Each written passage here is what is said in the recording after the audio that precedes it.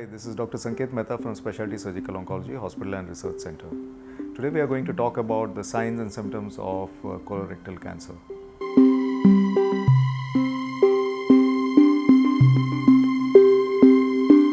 So the symptoms and signs vary vastly based on the stage at which the tumor is diagnosed.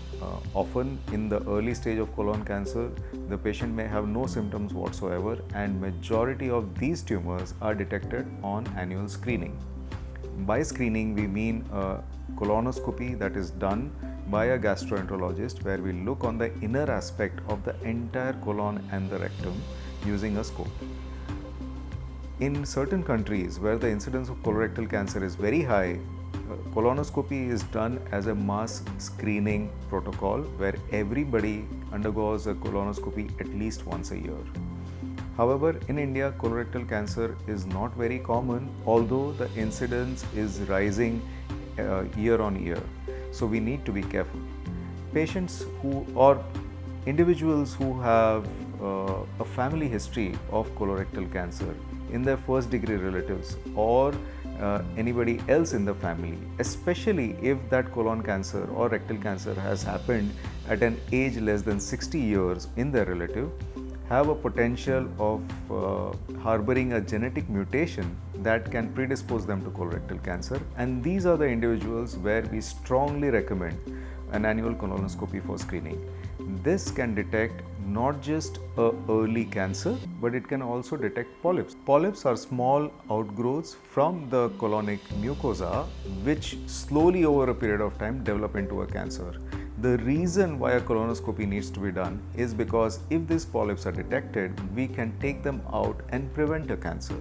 So colonoscopy not only acts as a screening modality, it is a therapeutic modality to prevent a cancer, and which is why it's extremely important, especially in individuals or families where the risk of colorectal cancer is high.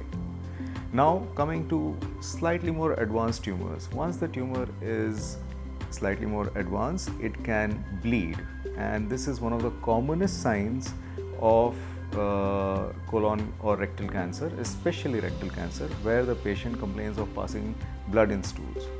Very often when you go to your family doctor or when you go to a local surgeon, they might think or even diagnose piles or hemorrhoids as the cause of bleeding.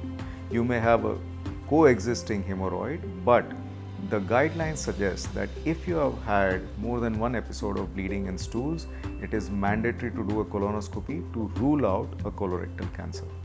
So if you have bleeding in stools, it's a warning sign, you must get a colonoscopy done. As the disease progresses and the lumen of the colon starts getting occluded, you start having altered bowel habits, as in you might have alternating constipation or diarrhea, or sometimes what we call a spurious diarrhea, where you pass a lot of mucus without passing motions and you have a constant feeling of incomplete evacuation. These are the common signs of colorectal cancer. By the time you develop these symptoms, usually it is stage 2 or even stage 3 colon cancer, and you would be advised further investigations like a CT scan, a biopsy, etc. If you have any further questions, please feel free to reach out to me. This is Dr. Sanket Mehta from Specialty Surgical Oncology Hospital and Research Center.